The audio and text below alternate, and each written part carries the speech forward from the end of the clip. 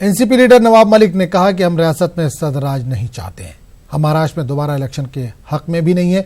अगर बीजेपी अक्सरियत के बावजूद हुकूमत ना बना सकी तो शिवसेना को हुकूमत साजी की दावत दी जाए, हम अपने मौके पर फैसला मंगल को लेंगे। इन्होंने कहा कि शरद पवार ने साफ कर दिया कि हम अपोजिशन में बैठेंगे, अगर हुकूमत नहीं बनी तो हमें मुतबादिल पर गौर करना पड़ेगा।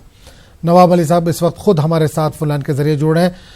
नवाब मलिक साहब, एक बड़ा बयान आपने दिया है कि अगर बीजेपी सरकार नहीं बनी तो आप मुतबादिल की तरफ जा सकते हैं।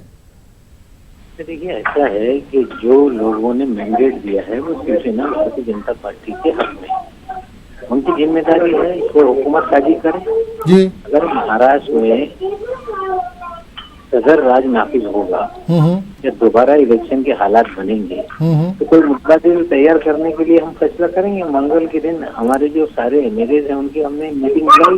नहीं, शिवसेना तो खुद आपके पास आई थी कि आप समर्थन कीजिए, बाहर से तायद कीजिए या सरकार में शामिल होइए, तो उस वक्त तो इनकार कर दिया। लेकिन अब जब बीजेपी सरकार नहीं बना पा रही है या दोनों की बातचीत नहीं बन पा रही है तो आप मुतबादिल की बात कर रहे हैं, क्या जाएंगे शिवसेना के साथ आप?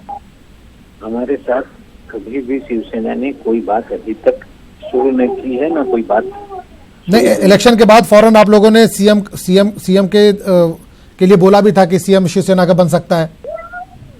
हमने बोला कि अगर वो चाहे तो बन सकता है, उनको चाहना है ना, लेकिन हमसे किसी भी तरह की कोई बातचीत अभी शिवसेना की तरफ से शुरू नहीं हुई है। लेकिन अगर कोई मुतबादिल सरकार बनाना है तो बात होगी, डिस्कस करेंगे। हमने ये भी साफ किया है कि हम जो भी फैसला करेंगे कांग्रेस के साथ मिल के करेंगे। लेकिन हुकूमत महाराष्ट्र में बने हम चाहते हैं, बीजेपी बनाए तो अच्छी बात है, नहीं बनाएगी तो सदर राज नाफिज अगर करने का काम कोई करेगा तो हम मुतबादिल सरकार के बारे में सोच सकते हैं। मंगल के दिन हमारे एमएलए की मीटिंग है, उसमें डिस्कस होगा। चलिए, बहुत बहुत शुक्रिया नवाब मलिक साहब न्यूज़ 18 से बात करने के लिए। बुलबुल तूफान की वजह से उड़ीसा और मगरबी बंगाल में काफी नुकसान हुआ है। सड़कों पर कई जगहों पर पानी भर गया है, कई जगहों पर पेड़ उखड़ गए हैं। हजारों अफराद को महफूज मुकामात पर मुंतकिल किया गया है।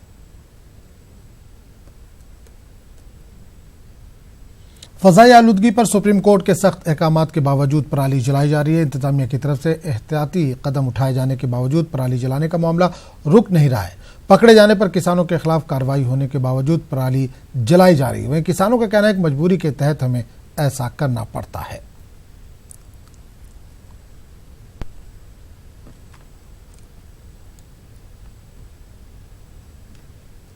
मजबूरी में लगानी पड़ी है, क्या करेंगे।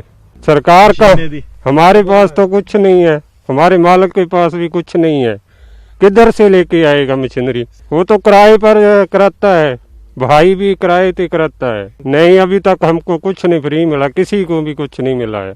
नहीं, फिर कुछ किसानों को दे तो फिर ही है, जब देते नहीं तो किसान